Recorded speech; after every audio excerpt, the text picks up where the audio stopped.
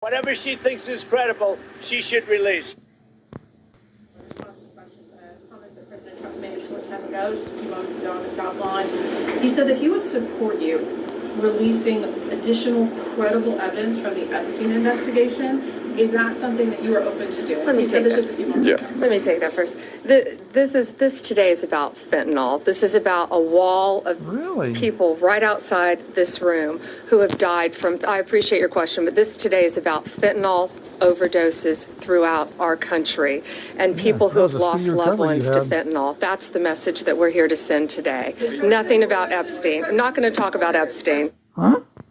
It's a full reversal on what was all said beforehand, and people are just not willing to accept it. Marjorie Taylor Greene refuses to accept Donald Trump and Attorney General Pam Bondi's decision to block the release of the Epstein files. She said, I don't accept it, and I don't think anyone else should accept it. Nothing about Epstein. I'm not going to talk about Epstein.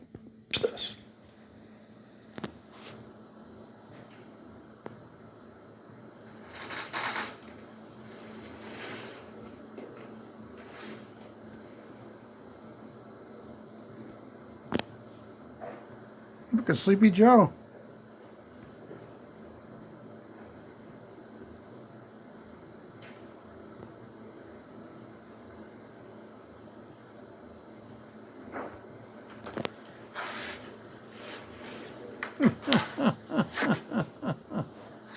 Deserve to know what's in the Epstein files, who's implicated, and how deep this corruption goes. Americans were promised justice and transparency. We're introducing a discharge petition to force a vote in the U.S. House of Representatives on releasing the complete files.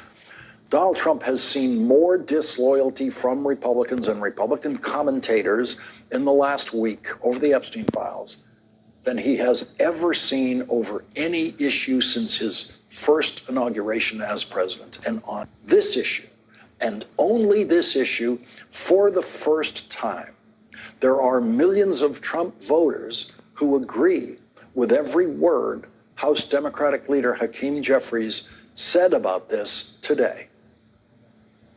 The American people deserve to know the truth, the whole truth, and nothing but the truth as it relates to this whole sordid Jeffrey Epstein matter. Democrats didn't put the Jeffrey Epstein thing into the public domain. This was a conspiracy that Donald Trump, Pam Bondi, and these MAGA extremists have been fanning the flames of for the last several years. And now the chickens are coming home to roost. Why do you think your supporters in particular have been so interested in the Epstein story and so upset about how it's been handled? Why do you think that is? Why they would be so interested. He's dead for a long time. He was never a big factor in terms of life. I don't understand what the interest or what the fascination is. I really don't. And the credible information's been given. Don't forget, we went through years of the Mueller witch hunt and all of the different things, the Steele dossier, which was all fake. All that information was fake. But I don't understand why the Jeffrey Epstein case would be of interest to anybody. It's pretty boring stuff. Rich New Yorkers at the time did and shunned Jeffrey Epstein, refused to have anything to do with him at the very same time that Donald Trump was calling Jeffrey Epstein a terrific guy. And that 4,000 National Guard soldiers who'd been deployed in Los Angeles by Donald Trump are being released from that duty finally, something you've been saying was something that duty they never should have had, but certainly Trump 11 months ago. Starting on day one, we will end inflation and make America affordable again. Have to vote again. To bring down the prices of all goods. And pharmaceuticals will be tariffed probably at the end of the month. And we're going to start off with a low tariff and give the pharmaceutical companies a year or so to build. And then we're going to make it a very high tariff because we got to move them.